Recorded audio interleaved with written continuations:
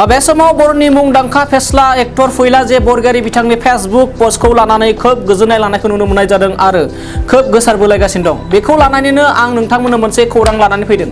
आथिखालनि बर' समाजाव हाबा जाखानाय आइजो आरो हाबा जाखानाय हौवाफोरनि रमान्टिक लाना खारलायनाय खौराङा सोरांब्लानो जोंनि निउस डेस्कआव सफैनायखौ जों नुनो मोनो। जोंनि समाजाव माखासे आइजोफोरा कर'नानि भेक्सिन लायनो थांनायनिफ्राय फैफिननो रोङासै आरो सोरबाया सेल्फ हेल्प ग्रुपनि रां दोननो थांनानै दान मोनसे गाहामनि उनावबो न' फारसे सफैफिना आरो सोरबाया मैगं बाजार खालामनो थांनायनिफ्रायनो दोनखारलायो। लोगोसेनो हाबा जाखानाय हौवाफोराबो सोरबा गावनि 2 गुन बैसोगोरा आइजोफोरखौनो लानानै खारदो, सोरबा बिमादै जानायखौनो लानानै खारनाय गोबां खौराङा जोंनि गेजेराव गोमखांबाय थायो। बे समाव मस्ट फेस्ला फावखुंगुर एबा एक्टर फैलाजे बरगयारि बिथाङा आथिखालनि मोखाङाव मेकआप दाफबनानै हाबा जाखानाय हौवाफोरखौ बिसि थाखानाय हौवाफोरखौ लाइन लानाय बाथ्राखौनो मोनसे पस्ट होदों आरो दायो फैलानि बे पस्टआ गोबां गोसारदों आरो सावरायनानै गोजोननायबो लानायखौ नुनो मोननाय जादों। बिथांनि पस्ट लिरनायखौ आं फोरमायना होनो सानदों आरो बेनो जाहैबाय इसेबां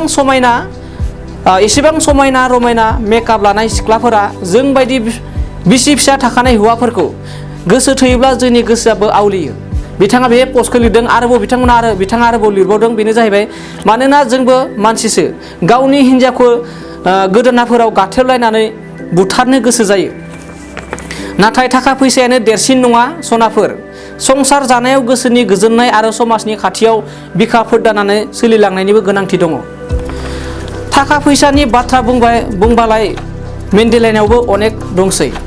बेयाव मस्ट आरो बयजोंबो सिनायजानाय फेस्ला फावखुंगुर मेन्डेला बिथांनि मुंखौबो फैलाजे बरगयारि बिथाङा मख'दों। थाखा फैसा बाथ्रा बुंबालाय मेन्डेलानियावबो अनेकता गोबां रां दं, गारि मटर हा हु बेंक बेलेन्स बायदि बायदि बिदि होननानै मेन्डेलानि संसारखौ दासिमफाय।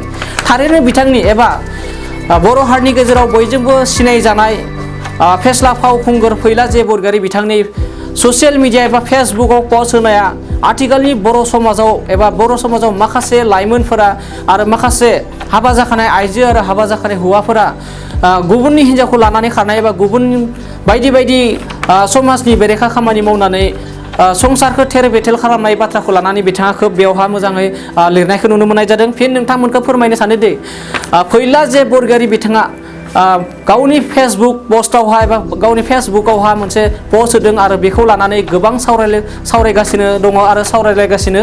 आरो बिथाङा लिरदों जे एसेबां समायना रमायना मेकआप लानाय सिख्लाफोरा जोंबायदि बिसि फिसा थाखानाय हौवाफोरखौ गोसो थोयोब्ला जोंनि गोसोआबो आवलियो। लोगोसे लिरबावदो, मानोना जोंबो मानसिसो, गावनि हिन्जावखौ गोदोनाफोराव गाथेलाबायनानै बुथारनो गोसो जायो। बिथाङा आरोबाव लिरबावदो, नाथाय थाखा फैसायानो देरसिन नङा सनाफोर। संसार जानायाव गोसोनि गोजोननाय आरो समाजनि खाथियाव बिखा फोरदानानै सोलिलांनायनिबो गोनांथि दं होननानै बिथाङा फोरमायदों। थाखा फैसानि बाथ्रा बुंबालाय मेन्डेलानियावबो गोबां दंसै, गारि मटर हा हु बेंक बेलेन्स बायदि बायदि बिदि होननानै मेन्डेलानि संसारखौ दासिमफाय।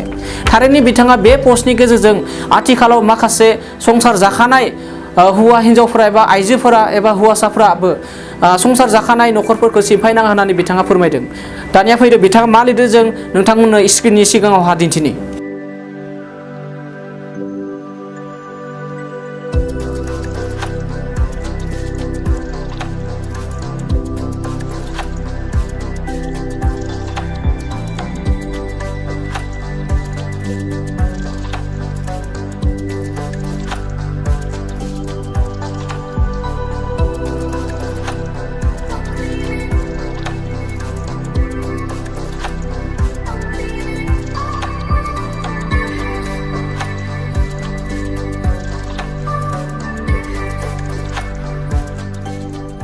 मोनसे गोजोनथाव खौरां।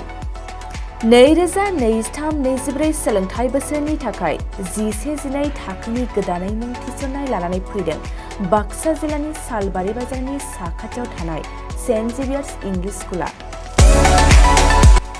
देग्लाय बोसोरनिफ्राय सेन्ट जेभियार्स इंलिश स्कुलाव आर्ट्स आरो साइन्स आयदानि थाखाय गोदानै फरायसाफोरनि मुं थिसननाया दायो सोलिगासिनो। बे फरायसालियाव मुं थिसननाया बेसेन नाङै जागोन आरो डेभेलपमेन्ट फिसा 1000, दानफ्रोमबो टिउसन फिसा 1500 रांखौ फरायसानिफ्राय लानाय जागोन। बेजों लोगोसेनो जायफोर फरायसाया मेट्रिकआव 90 जौखोन्दोनि बांसिन मोननाय आरो बिपिएल कार्ड थानाय फरायसाया बेसेन नाङाजासेनो मुं थिसननो हागोन। बबेखानि 80 जौखोन्दोनिफ्राय बांसिन नम्बर लानानै उथ्रिनाय आरो बिपिएल कार्ड थानाय फरायसाफ्रा मुं थिसननायाव 50 जौखोन्दो फ्रि जागोन। बेबादिनो उननि जौखोन्दो लानानै उथ्रिसारनाय आरो बिपिएल कार्ड थानाय फरायसाफोरनो रेहाय होनाय जादों। लोगोसे बे फरायसालियाव फरायसाफोरनि थाखाय हस्टेलनि खाबुबो दं। गोसो गोनां फरायसाफ्रा सेन्ट जेभियार्स इंलिश स्कुलाव 11-12 थाखोनि गोदानै मुं थिसननायनि बागै आबुं बाथ्राखौ मिथिनोब्ला नैबे मबाइल नम्बर 9954427791 आव थोंजों सुलाद लानो हागोन।